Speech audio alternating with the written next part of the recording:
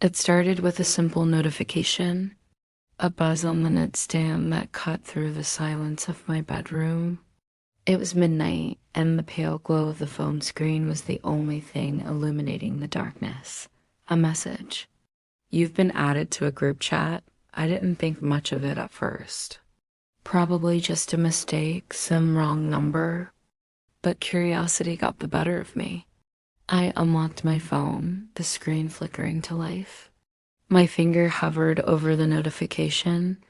A strange unease began to creep in. The group chat had no name, just a string of random numbers, and the members. Their profile pictures were all blacked out, their names just jumbles of letters and symbols. I didn't recognize any of them. Then the first message appeared. Welcome, followed by a devil emoji. A second message popped up almost instantly. We've been waiting for you. My heart started to beat a little faster. How could they be waiting for me? I tried to rationalize it.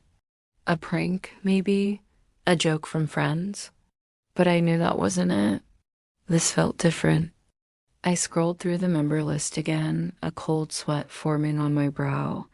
I didn't know any of these people, but it was becoming terrifyingly clear that they seemed to know me. That's when the messages got darker. My blood ran cold as I read the next one.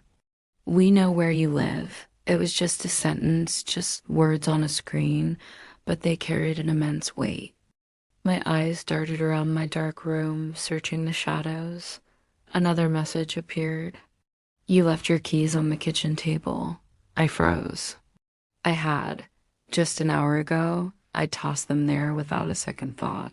How could they possibly know that? I stood up, my legs trembling, and crept towards the window, peering through the blinds. Nothing, just the empty, rain-slicked street under a dim streetlight.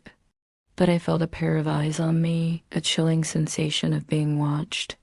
The phone vibrated again, the sound making me jump. I looked down, my hand shaking. This time, it wasn't a text message, it was a photo. My stomach dropped.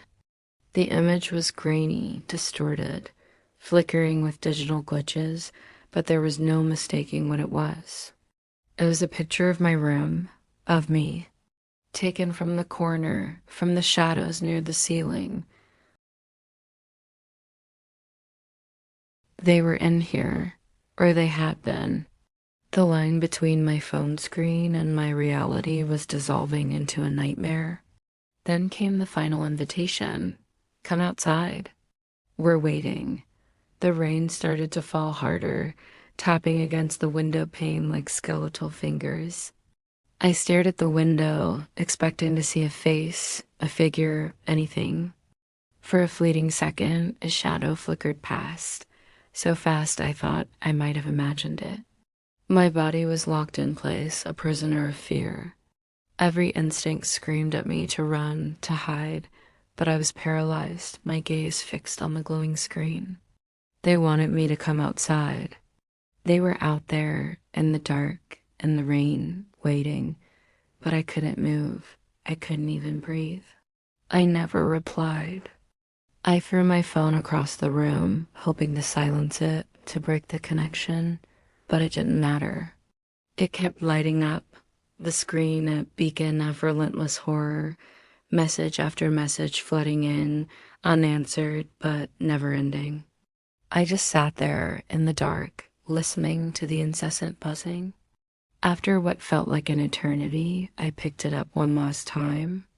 One new message was on the screen. It wasn't a threat. It wasn't a demand. It was a promise. We know your name. See you soon. That's when I realized. Some group chats you should never join.